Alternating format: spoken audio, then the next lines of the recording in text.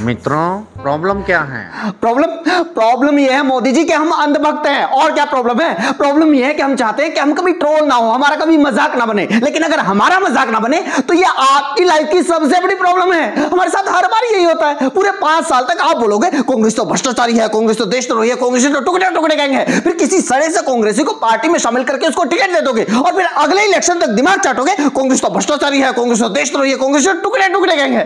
आपका क्या है? आप तो भाषण देकर निकल लेते हो, लेकिन सुननी हमको पड़ती है। कल तक जिन कांग्रेसी को हम कमेंट में मां बहन की गालियां देते थे, आज हमें उन्हीं के समर्थन में पोस्ट करनी पड़ रही है। कल तक हम जिन लोगों को इनबॉक्स में जान से मारने की धमकियां देते थे, आज उन्हीं के बचाव में हमें कैंपेन चलाना पड़ रहा है। आपकी इन्हीं हरकतों की वजह से हम लोग अपनी डीपी के ऊपर अपनी असली फोटो तक नहीं लगा सकते। कम से कम 25 लाख अंधभक्त एंजल प्रिया बनकर घूम रहे हैं फेसबुक पर। ठीक है मोदी जी, आपने 400 पार का नारा दिया, हम भी मानते हैं 400 पार, मीडिया ने बोल दिया 400 पार, लेकिन अपने नारे पर आप खुद भी तो भरोसा करो मोदी जी। ये 400 पार करने के लिए भ्रष्टाचारियों, परिवारवादियों और दूसरी पार्टी के लोगों को क्या जरूरत है बीजेपी में लाने की? कांग्रेस से ज्यादा कांग्रेसी तो आज बीजेपी में भरे पड़े हैं।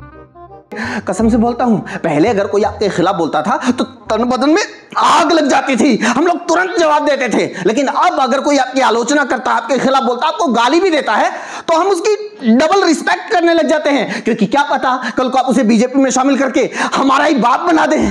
लोग तो थूक के चाटते हैं, हम तो अंधभक्ति में विपक्षियों के खिलाफ इतना थूक देते हैं कि बाद में हमें गिलास भर भर के पीना पड़ता है।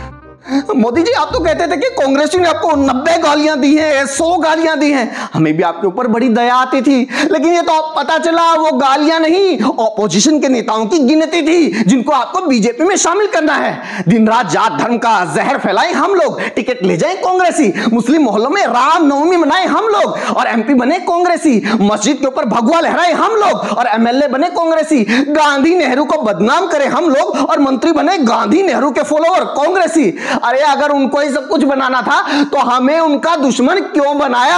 आपने सबके साथ ऐसा किया, सबके साथ। अरे कंगना रनौत को ही टिकट देनी थी तो बेचारे रणदीप हुड्डा से सावरकर मूवी क्यों बनवाई? आज तक बेचारे का सॉरी सॉरी बोलकर मजाक उड़ाती दुनिया।